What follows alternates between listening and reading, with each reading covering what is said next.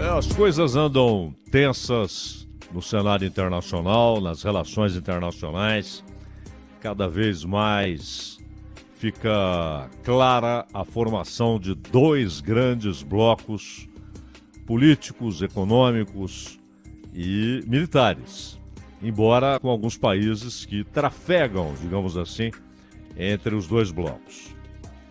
E nesta segunda-feira, a Coreia do Sul e os Estados Unidos iniciaram exercícios militares que são os maiores que eles fazem em conjunto desde 2017. É claro que houve, durante a pandemia, uma restrição obrigatória a esse tipo de operação, porque são milhares e milhares de soldados envolvidos, além, claro, do equipamento moderníssimo que é utilizado nesses exercícios militares.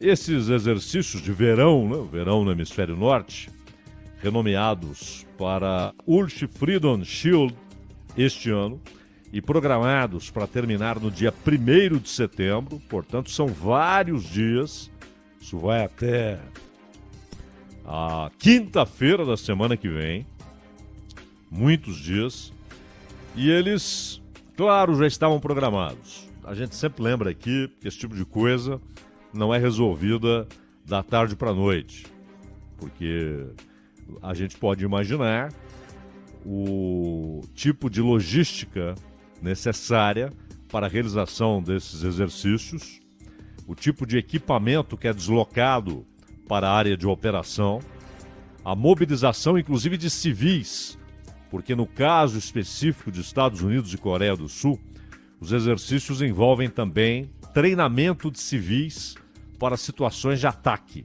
quando o país é atacado. Então, se houver um ataque da Coreia do Norte contra a Coreia do Sul, esses exercícios tentam preparar os civis para o tipo de reação adequada, para onde ir, que tipo de providência tomar, que tipo de cuidado adotar. Mas, claro, havia uma dúvida a respeito do tamanho desses exercícios. Que dimensão seria escolhida pelo governo dos Estados Unidos e da Coreia do Sul? Depois que Yoon Suk-yeol foi eleito presidente sul-coreano, assumiu o cargo em maio, é bom lembrar, houve uma mudança na relação direta entre as duas Coreias.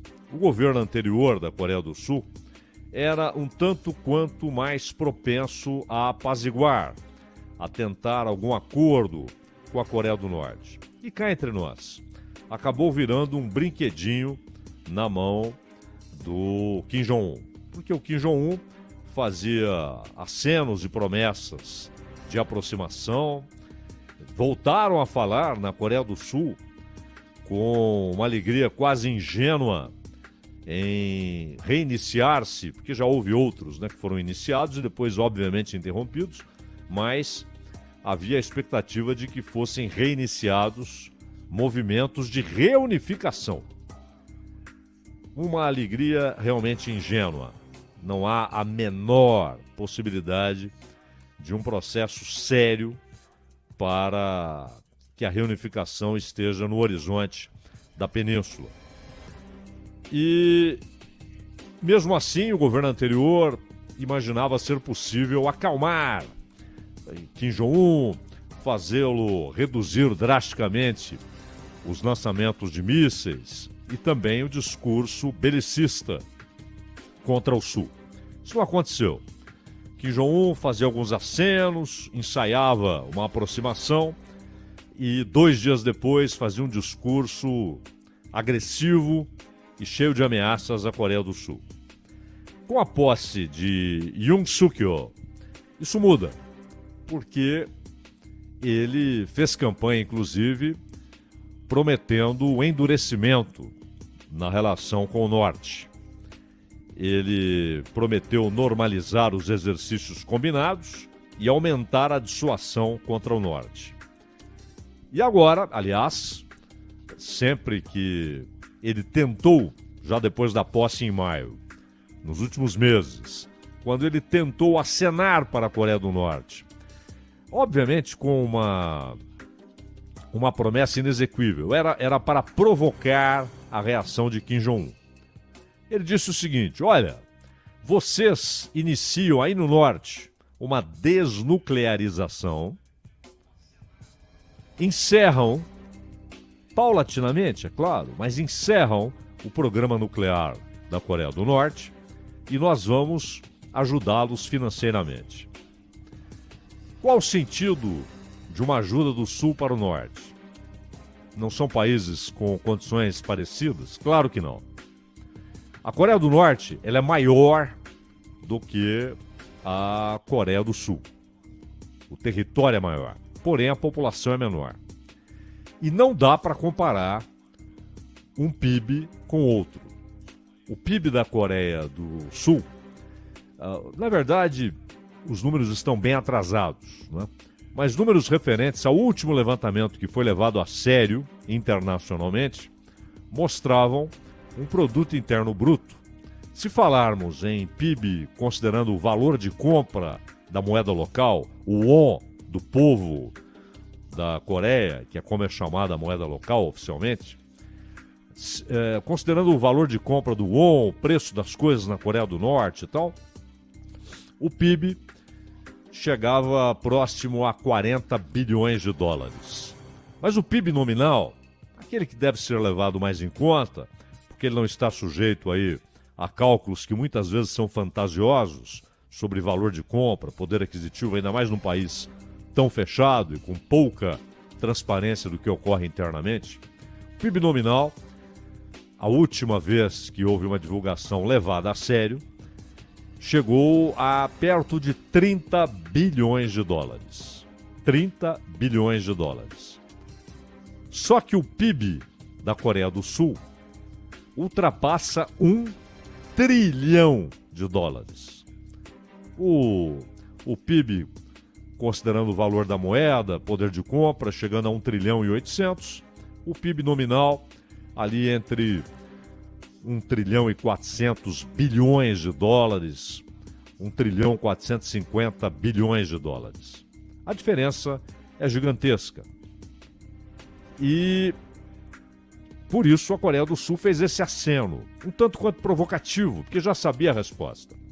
E a resposta foi, claro, negativa e agressiva, com Kim Jong-un respondendo primeiro com ironia à oferta sul-coreana e depois com ameaças.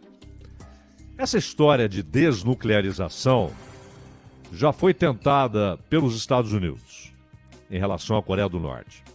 O Bill Clinton fez um acordo com o pai do Kim Jong-un, Kim Jong-il, que era filho do fundador da Coreia do Norte, Kim Il-sung. Então, o Kim Jong-il fez promessas ao Bill Clinton. Vocês mandam comida, mandam petróleo e mandam dinheiro. O Japão, inclusive, na época, fez parte do acordo mandando toneladas e toneladas de arroz para a Coreia do Norte. E a promessa era que, em troca dessa ajuda, haveria o início do processo de desnuclearização. Não aconteceu. Não, aliás, dos dois lados, porque a ajuda prometida chegou numa fração ridícula, se comparada àquilo que havia sido prometido pelo Bill Clinton, e ao mesmo tempo, embora o Japão tivesse cumprido a sua parte, mandou toneladas e toneladas de alimento. E também com o Kim Jong-un, o Trump tentou um acordo parecido. A Coreia do Norte chegou a dizer que iria iniciar o processo de desnuclearização e, obviamente, não aconteceu. O primeiro encontro foi até cheio de expectativas e terminou emitindo promessas para o mundo inteiro de que haveria, finalmente, o início de uma relação pacífica entre Estados Unidos e Coreia do Norte, mas isso não aconteceu e muito menos o início do processo de desnuclearização. Pelo contrário, a Coreia do Norte, que tem enfrentado dificuldades econômicas pesadas, a Coreia do Norte, ela nem por isso deixa de investir todo o possível em suas forças armadas e em seu programa nuclear. É um dos maiores exércitos do mundo, em termos de quantidade de soldados, de tropas prontas para a luta. É um dos maiores do mundo. Tem também um arsenal importante de mísseis convencionais. Aliás, segundo estudos que os Estados Unidos têm em mãos e publicados, eles mostram o seguinte: se os Estados Unidos tivessem atacado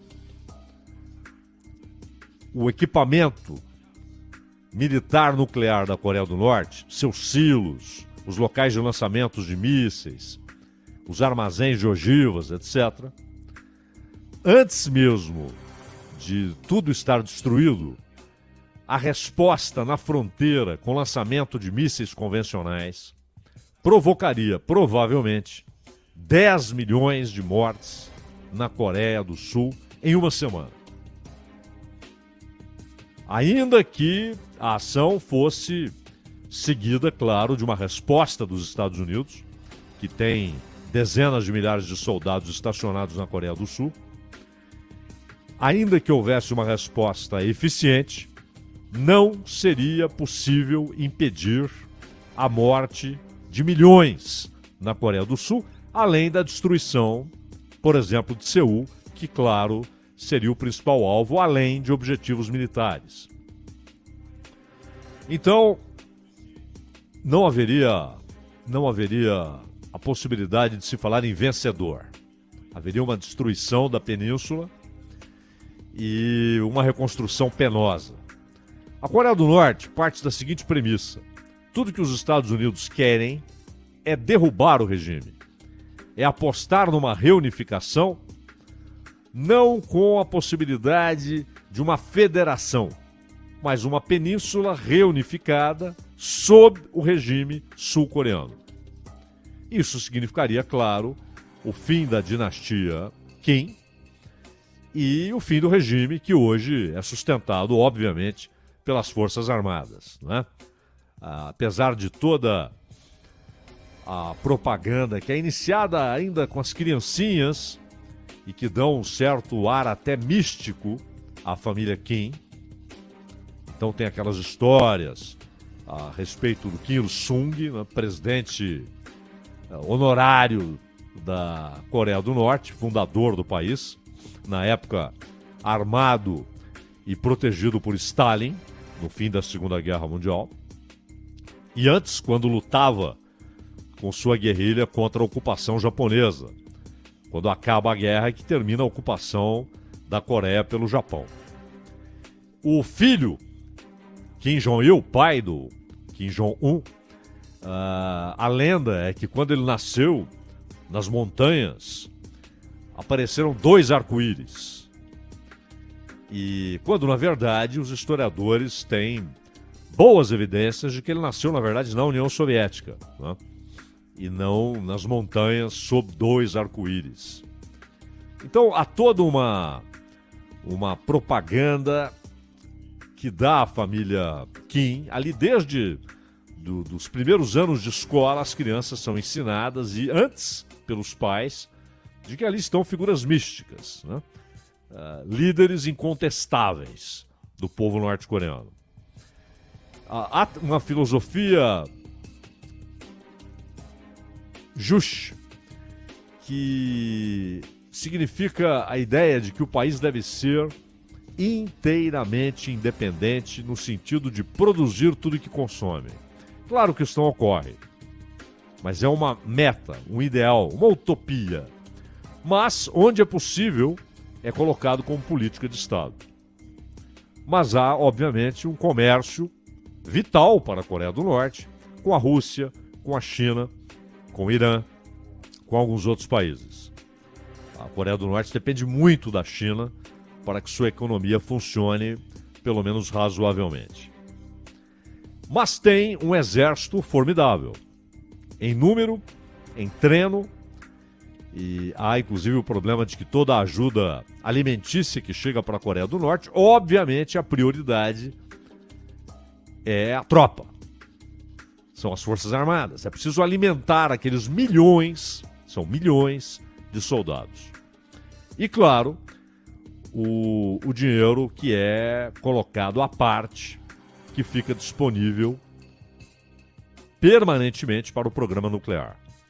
E este ano, particularmente, a Coreia do Norte fez testes ousados de mísseis, obviamente sem ogivas, né? Mas demonstrando sua capacidade de lançar mísseis que atingirão o alvo e com, no caso de uma ação real, não um exercício, com carga nuclear. E garante Kim Jong-un, obviamente, a inteligência dos outros países tenta verificar a veracidade disso. Mas ele garante que é capaz, que tem capacidade técnica para lançamento de mísseis intercontinentais, que atingiriam, por exemplo, a costa da Califórnia, atravessando o Pacífico e atingindo o oeste dos Estados Unidos. E é nesse contexto que esses exercícios acontecem. Os maiores desde 2017. É bom lembrar que a Coreia do Norte disparou na semana passada 2 mísseis de cruzeiro da costa oeste, exatamente depois que houve o início do treinamento preliminar para os exercícios. E isso tudo ocorre num contexto tenso, porque afinal de contas, vale ressaltar, cresce a tensão entre Estados Unidos e China, entre Estados Unidos e Rússia. O lamentável, aliás, é a maneira como a imprensa ocidental, em sua maioria, perdeu o senso crítico, perdeu o distanciamento, que é obrigatório no jornalismo, perdeu a capacidade de analisar com frieza, distância e sempre pronta para apontar mentiras, e virou propagandista da posição dos Estados Unidos. É óbvio, não se espera que a imprensa chinesa tenha comportamento crítico, tenha olhar crítico, tenha textos e notícias críticas, análises críticas ao governo chinês. Isso é inviável. Ou que a imprensa norte-coreana faça isso. Ela é uma imprensa do Estado. Ela trabalha para divulgar as posições do governo. Não é? Aqui temos isso, informalmente, né? Seja um governo ou outro, sempre tem ali o chapa branca, a imprensa chapa branca. Agora, e na Rússia você tem até imprensa de oposição, existe imprensa de oposição na Rússia, mas majoritariamente é uma imprensa pró-governo. Agora, nas ditas e autoproclamadas democracias, o que se espera é independência total. E sempre a tendência a olhar com desconfiança discursos governamentais. Vejam o caso agora desse assassinato da Daria Dugina, a filha de Alexander Dugin. Daria Dugina, que morreu na explosão de uma bomba colocada sob o banco do carro em que ela viajava. Ela estava ali a alguns quilômetros de Moscou, numa região nobre, numa estrada, e de repente houve a explosão. Tudo indica que os autores imaginavam que o pai dela, Alexander Dugin, estaria dirigindo o carro, porque o carro era dele. E, no entanto, naquela noite, eles estavam num evento voltado para tradições russas e resolveram trocar os carros. Enfim, ela pegou, a Daria Dugina, pegou o carro do pai, do Alexander Dugin, saiu dirigindo e houve a explosão. A Rússia, até ontem, manifestava dúvidas sobre a autoria, agora já acusa a Ucrânia e seu serviço de inteligência de ações terroristas. Mas não se sabe se a Rússia está divulgando uma verdade, está divulgando uma mentira, se a Ucrânia tem envolvimento ou não.